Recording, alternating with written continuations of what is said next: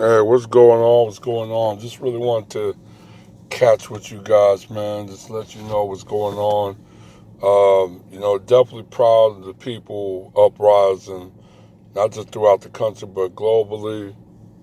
The the stance that some people is taking, definitely a salute to them. Definitely a shout out to my man Jamba Boga, Boateng Boateng Bogega. I know earlier he had some rude comments to say to a lot of Black Americans, not really fighting for the cause, speaking up for Black American while he was acting. But I think he took a about face at that moment. Now I do applaud for him. Now is that the same energy he's going to rock in the future? We'll let time tell. Um, Especially shout out to everybody that is contributing, putting money in the revolution. I am putting money in the revolution. I'm actually trying to find other sources I can also put some money into it, like people's bail money or even fighting legal cases and stuff like that. I'm definitely trying to do now. Like I said, I'm a member of the ADUS chapter in Houston. I'm trying to see if we can also do the same thing, is maybe put some funding in people's bail or put some money into several people cases if they need, if they got charged unfairly, especially if they try to get charged with assault of a police officer, knowing that's totally wrongful. So definitely, I'm looking into that and many options elsewhere.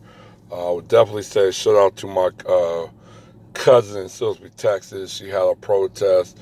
I'm not really a big fan of Black Lives Matter. I just don't really rock with that group because they've just been co-opted. But I understand my cousin using the Black Lives Matter theme because it still go with police brutality and everything else, um, and somewhat a correlation of white supremacy. Not solely, but just a relation of it. But yeah, shout out to her for the event that she took in place. I couldn't really get there. I wanted to go there. I just couldn't get there. I had other situations I had to deal with. So, but definitely send a shout out to her. Um, but let's just really get into the name change in DC. I know that you guys all know we saw they changed the name in DC to Black Lives Matter Boulevard. That's fine and dandy, but if there's no tangibles behind that, it don't mean nothing. It's just a street change. I mean, they have street name change on a daily, consistent basis. Um, you know, so it's not really saying anything if there's no tangibles going. Now everybody was talking about the defund the police. Now I'm not saying defund the police is the greatest thing ever, but I think you need to demilitarize the police. Uh, the defunding of the police union, I think, is definitely need to be um, number one goal. Defund the police union and demilitarize the police force. So they're just almost like a regular police force as you see in Europe or Canada or so far. So um, now that right there is having a lot of pushback. And also you got to look at there is a co-option going on. It's always going to be a co-option during the black movement anyway. It's just the way it is. But there is a co-option going on with Black Lives Matter because Black Lives Matter is it's a front group of the LGBTQ um, community. You know what I'm saying? And it's now turning into basically gay rights. As you know, gay rights always been piggybacking off of us for the longest. Even through taking June and turning into gay months. Even though they got 2 months, they got one in June and they got one in October.